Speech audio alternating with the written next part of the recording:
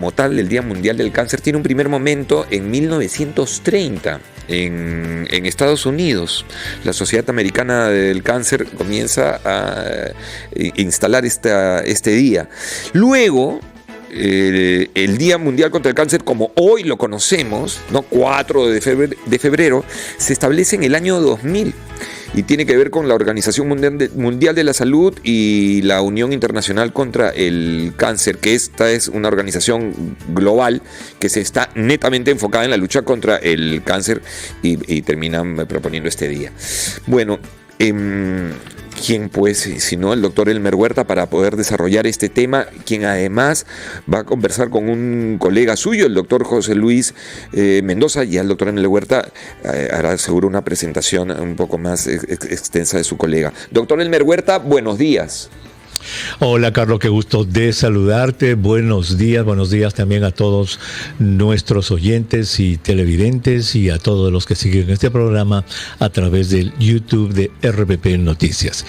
Como lo has muy bien precisado, Carlos, hoy día se conmemora el Día Internacional, el Día Mundial de Lucha contra el Cáncer, y la idea es de que a través de diferentes programas, diferentes conversaciones, la gente, el público pueda adoptar conocimientos nuevos, recibir conocimientos nuevos, cambiar sus actitudes con respecto a lo que es el cáncer y obviamente llevarlo a comportamientos que lo lleven ya sea a la prevención o a la detección precoz del cáncer, porque ese es el objetivo, ¿verdad? El cáncer se puede prevenir, se puede detectar temprano. Se considera, Carlos, que 40% de los casos nuevos y casi la mitad de las muertes por cáncer, mira, dependen de tu estilo de vida, de lo que haces en tu vida diaria y si eres capaz o no de encontrar el cáncer temprano.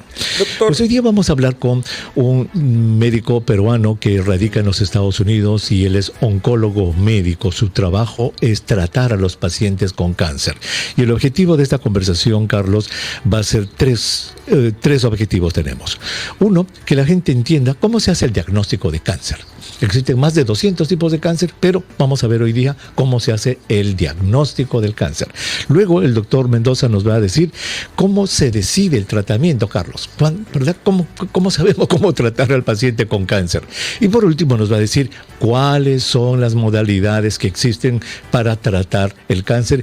Y con esta introducción lo presento al doctor Mendoza, que está en la ciudad de Washington, en Estados Unidos. José Luis, qué gusto de saludarte. Buenos días. Buenos días, doctor Huerta. Muchas gracias por la invitación. Carlos, entiendo el programa es muy sintonizado. Muchísimas gracias por el tiempo que se me brinda.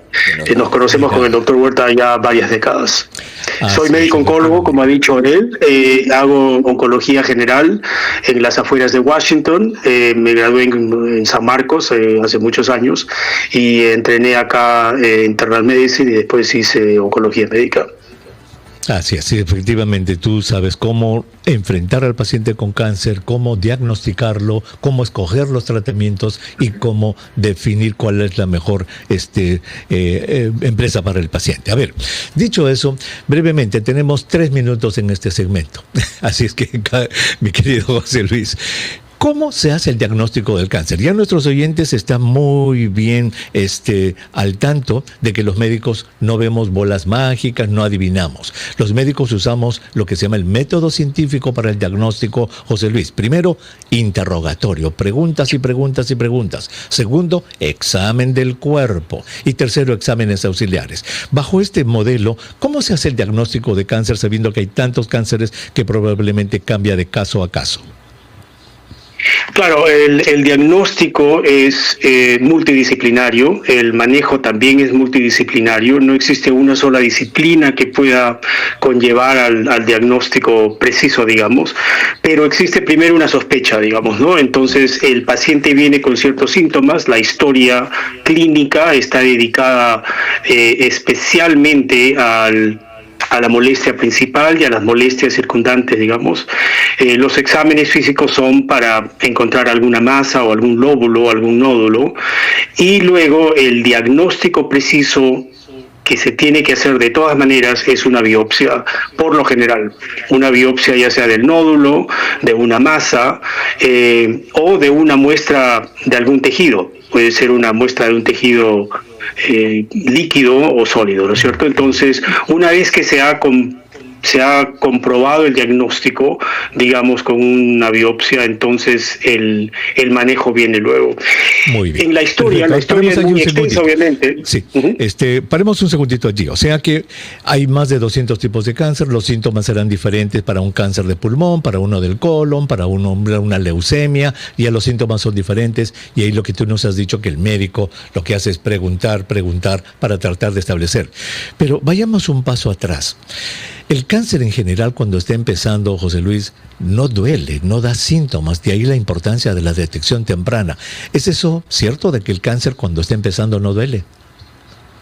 Eso sí es verdad. El cáncer, para dar síntomas, tiene que haber alcanzado un cierto tamaño, tiene que tener una ubicación estratégica, digamos, cercana a alguna estructura que va a causar el dolor, ¿no? Ya sea una estructura nerviosa o una estructura muscular u ósea, ¿no es cierto? Entonces, para poder tener ese síntoma, el tumor tiene que haber alcanzado ciertas dimensiones y tiene que haber afectado ciertas estructuras que son las que van a causar los síntomas y se van a traducir ya sea con dolor o baja de peso. También es otro síntoma por el cual a veces nos envían pacientes cuando todas las investigaciones médicas no han arrojado una causa precisa, digamos, ¿no?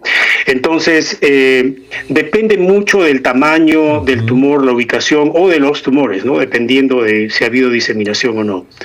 Los síntomas de presentación dependen mucho de eso, obviamente. O sea, esperar encontrar un tumor, digamos, estadio 1 de pulmón por síntomas va a ser bastante difícil, ¿no? Y esa es una de las labores suyas. La parte de prevención, detección precoz. Muy bien. Y nos has dicho algo muy importante. Esto es fundamental para nuestros oyentes, José Luis. El diagnóstico de cáncer no se puede hacer sin una biopsia. Exacto. En realidad lo que estamos buscando es lo que se llama el patrón de oro en oncología. En realidad necesitas un diagnóstico. Los tratamientos no son nada benévolos. Los tratamientos pueden tener sus complicaciones que pueden incluso causar una muerte precoz. Sabemos que la enfermedad del cáncer en el próximo bloque, cómo escogemos los tratamientos, etcétera. Pero el concepto es que para hacer un diagnóstico de cáncer necesitamos un pedacito, una muestra de ese tejido, de ese tumor, donde quiera que esté localizado, que sea visto por el patólogo y nos digan, esta biopsia es positiva para cáncer. Sin esa biopsia no podemos certificar que hay cáncer. Es preciso, es verdad. Muy bien, Carlos. También se puede hacer, obviamente, en líquidos, como había dicho más temprano, ya sea en líquidos pleurales, etcétera, pero siempre tiene que haber una presencia de una célula o un tejido canceroso para precisar el diagnóstico. Muy bien, necesitamos ir a una pausa, por favor, para continuar con esta conversación que están teniendo. La verdad que es muy, muy, muy interesante, y como usted bien la ha señalado, doctor Elmer Huerta, en estos 3 momentos, ¿no? Y hemos hablado o han hablado ustedes del diagnóstico, luego cómo se toma la decisión, el tratamiento a seguir, y finalmente las modalidades de tratamiento. Volvemos, 10 de la... Hoy la conversación aquí en el programa es sobre el cáncer, y en este día en particular. Y nuestro invitado, el doctor Mendoza, médico-oncólogo en práctica en Estados Unidos, en conversación con el doctor Elmer Huerta también, nos ha dicho que para hacer el diagnóstico de cáncer se necesita, además de hacer muchas preguntas al paciente, correcto, y un examen minucioso, examinarlo minuciosamente, una biopsia de tejido. Pero una vez diagnosticado el cáncer, esta es la siguiente pregunta. Yo tengo 2 preguntas. Una tiene que ver con ¿por qué hoy hay más casos de cáncer? Es como algo que está ocurriendo o se está descubriendo más tempranamente, pero se habla más de cáncer en gente mucho más joven, ¿no? Y retomando la conversación que usted venía sosteniendo, doctor Elmer Huerta, ¿cómo se estudia al paciente para escoger el tratamiento adecuado? Doctor Huerta, si me permite, puedo responder la primera pregunta. Existen varios factores. Es verdad, la percepción de que hay mayor cantidad de casos de cáncer es real. Y uno de los factores es, obviamente, detección de ambos tipos de cáncer. Hay mejor prevención y encuentras cánceres detectables más temprano. Eso aumenta el número de casos nuevos. Eso se llama incidencia. El caso de números nuevos de cáncer por 100.000 habitantes es la incidencia, y esa aumenta cuando detectas cánceres tempranos. La segunda causa tiene que ver con cánceres avanzados en esta época post-pandemia. Acuérdense que hubo mucha restricción en transporte, en movilización y en acceso a los servicios de salud que podían haber existido en ese momento. Es como si no hubieran existido, y ha habido un retraso en todos esos exámenes de detección temprana donde el cáncer se puede detectar de manera curable. Y estamos hablando de mamogramas, estamos hablando de Papa Nicolaos, etcétera, etcétera. Hay una tendencia a una normalización, ¿no es cierto? Eso explica el rebote en los casos de cáncer post-pandemia, pero es verdad, existen encima de todo esto una incidencia mucho más alta en grupos más jóvenes. La tercera explicación, que no va con esto realmente, pero que hasta cierto punto también explica por qué hay más casos de cáncer, tiene que ver con la sobrevida, ¿no? Hay mayor sobrevida cuando controlas para otras enfermedades crónicas y degenerativas como cardiovasculares, etcétera. Pero la pregunta que todavía existe en el ambiente es ¿por qué hay casos de cáncer en gente más joven? Y en eso hay especulación, obviamente. De repente el doctor Huerta nos puede dar un alcance al respecto, porque él tiene que ver mucho más con prevención y detección temprana. Y yo sé que hay varias teorías, pero ninguna de ellas todavía se ha probado. Doctor Huerta, si nos puede... Gracias, José Luis. Claro. A ver, Carlos, tu pregunta es muy buena. Efectivamente, estamos escuchando más de cáncer, pero también, aparte de lo que ha dicho el doctor Mendoza, de que obviamente estamos envejeciendo más, la población envejece más, de que se está detectando más casos de cáncer. Hay esta preocupación de que el cáncer está aumentando en los jóvenes, y cuando uno mira los tipos de cáncer, más son cánceres digestivos, cánceres del intestino grueso, cánceres de la mama, cánceres del estómago en jóvenes de 30 y tantos, 40 y tantos años, y se especula que eso tenga que ver con el estilo de vida, Carlos, con la alimentación, con el uso del alcohol en mayor cantidad, con el uso de alimentos procesados, ultraprocesados, bebidas azucaradas, etcétera, que podrían estar causando esto. Y hay otra cosa, Carlos, y esto es curiosísimo. Cuando uno tiene 14, 15, 18 años, pues es raro escuchar de cáncer, ¿verdad? Porque, caramba, uno puede escuchar que en la familia hay un caso, pero ya cuando estás en tus 40, 50, 60, tu generación, tus amigos, tus familiares de tu generación ya empiezan a empezar con cáncer. ¿Por qué? Porque el cáncer va en relación directa con la edad. Entonces no es raro que ya cuando uno tiene 50 y tantos, 60 y tantos, uno escucha más de cáncer, Carlos, no porque esté aumentando, sino porque nuestra generación, eso se llama el efecto de la cohorte, va enfermándose de cáncer y uno obviamente escucha más. José Luis, brevemente explícanos. ¿Cómo se escoge el tratamiento del paciente con cáncer? Ya hemos hecho el diagnóstico, le dice, señora, usted tiene cáncer de la mama, señor, usted tiene cáncer del intestino grueso, señor, usted tiene cáncer del pulmón. ¿Cómo se escoge el tratamiento? ¿Cómo voy a saber qué tipo de tratamiento le voy a dar al paciente? Claro, depende mucho del estadio del cáncer, obviamente, en el momento del diagnóstico. ¿Qué cosa es estadio? El estadio es qué tan avanzado o temprano se ha podido detectar o diagnosticar el cáncer, ¿no? En el caso de cánceres avanzados, digamos, el tejido, la bio... ¿Cómo se hace? ¿Cómo se determina ese estadio? ¿Cómo se hace? El estadiaje, dependiendo del tipo de tumores, mayormente en casos de tumores sólidos, digamos mama o colon, generalmente se requiere de un estudio de imágenes. Tomografía, tomografía computarizada, resonancias, etcétera, etcétera, PET scans, que son un tipo de tomografía un poco más especializada, metabólicas, determinan si hay actividad fuera del órgano o más allá del órgano, digamos, para poder decir si es estadio 4 o si es estadio 3. El estadiaje también es bastante importante en casos de tumores curables de manera quirúrgica. O sea, existe el estadiaje clínico, que es por imágenes, laboratorios, etcétera, y el estadiaje quirúrgico. Definitivamente el quirúrgico es sumamente importante porque te determina por lo general si hay compromiso de ganglios linfáticos o no. Perfecto. Y eso por lo general, por excepciones, te dice que estás en un estadio 3. Entonces, en palabras sencillas, una vez que se diagnostica el cáncer con la biopsia, ustedes estudian al paciente con diversos métodos, generalmente muchas imágenes, o puede ser con una operación también, para decirle al paciente: señor, mire, su cáncer está recontralocalizado, así que para usted vamos a escoger este tratamiento. O decirle: señora, caramba, disculpe, pero su cáncer está un poco avanzado, ha avanzado estos órganos aquí, por lo tanto tenemos que escoger otro tipo de tratamientos. Eso es el famoso estadiaje. Carlos. Sí, muchísimas gracias. Realmente importante además entender lo que ustedes están todo el tiempo anclando, la prevención. O sea, si vamos a esperar que aparezca algún dolor, eso no ocurre en un primer momento, como ustedes bien dicen, un primer estadio, ¿correcto?